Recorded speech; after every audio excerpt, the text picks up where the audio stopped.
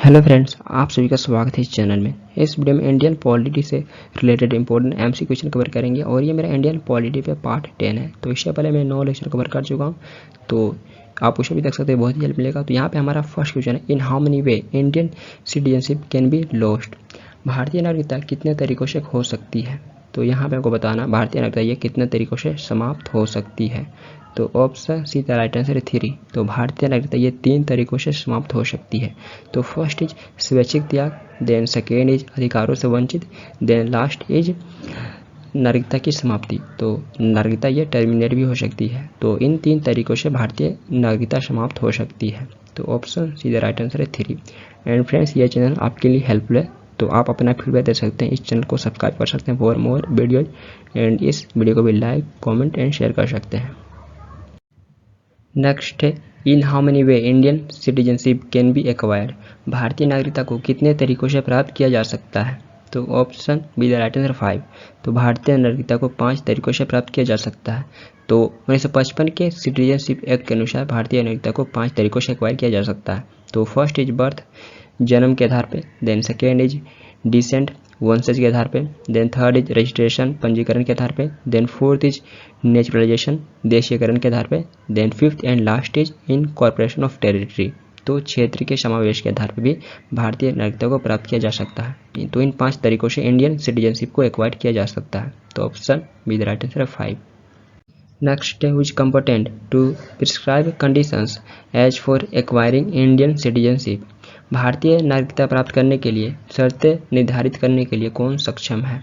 तो option B the right answer parliament. तो parliament ये भारतीय नागरिकता प्राप्त करने के लिए शर्तों को निर्धारित करता है। तो कॉन्स्टिट्यूशन के आर्टिकल 11 के अनुसार पार्लियामेंट द्वारा राइट टू एक्वायरिंग सिटीजनशिप को रेगुलेट किया जाता है। तो option B the right answer है पार्लियामेंट। नेक्स्ट है, under the directive principles of state policy to what age of the children they are expected to be provided free and compulsory education. राज्य के नीति निर्देशक तत्वों के अंतर्गत किस आयु तक के बच्चे को निःशुल्क एवं अनिवार्य शिक्षा प्रदान किए जाने की आशा की जाती है। तो option D the right answer 14 years.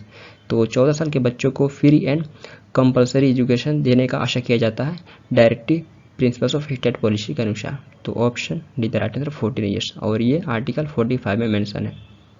तो बच्चों को फ्री एंड कंपल्सरी एजुकेशन ये आर्टिकल 45 में मेंशन है।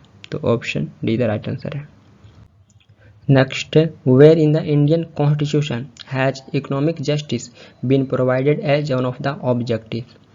भारतीय संविधान में कहाँ एक उद्देश्य के रूप में आर्थिक न्याय प्रदान किया गया है।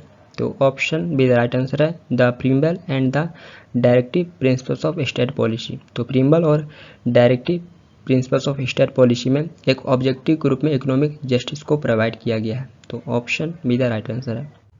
Next, in the constitution of India promotion of international peace and security is mention in which part. भारत के संविधान में अंतर्राष्ट्रीय शांति और सुरक्षा को बढ़ावा देने का उल्लेख किस पार्ट में किया गया है। तो option D the right answer है directive principles of state policy. तो ये पार्ट 4 में मेंशन है। तो पार्ट 4 में promotion of international peace and security mention किया गया है। तो option D the right answer है। Next, which article of the Indian constitution promotes international peace and security. भारतीय संविधान का कौन सा आर्टिकल अंतर्राष्ट्रीय शांति और सुरक्षा को बढ़ावा देता है। तो option C the right answer article 51। Article 51 ये अंतर्राष्ट्रीय पीस और सुरक्षा को बढ़ावा देता है। तो इंटरनेशनल पीस एंड सिक्योरिटी ये आर्टिकल 51 में मेंशन है। भारत के संविधान के आर्टिकल 51 में मेंशन है। तो option C the right answer है। Next, where is the constitutional power located enabling the central government to legislates on cow slaughter. गौ हत्या पर कानून बनाने के लिए केंद्र सरकार को सक्षम करने वाली संवैधानिक शक्ति कहाँ स्थित है। तो option C the right answer article 48। तो आर्टिकल 48 में मेंशन है गौ हत्या पे रोक लगाने का, जिस पे केंद्र सरकार कानून बना सकती है। तो option C the right answer article 48।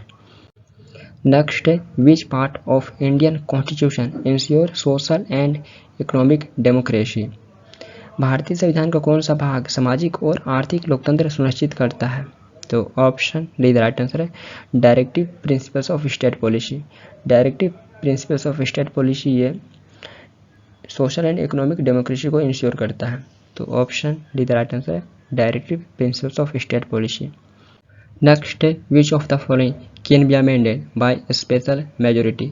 निम्नलिखित में से किस में विशेष बहुमत से संशोधन किया जा सकता है?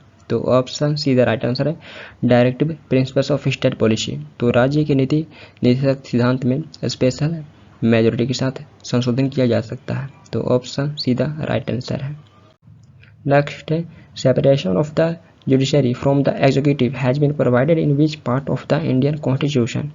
भारतीय संविधान के किस भाग में न्यायपालिका को कार्यपालिका से अलग करने का प्रावधान किया गया है? तो option D the right answer है directive principle of state policy. तो राज्य के नीति निर्देशक सिद्धांत में न्यायपालिका को कार्यपालिका से अलग करने का प्रावधान किया गया है। तो option D the right answer है।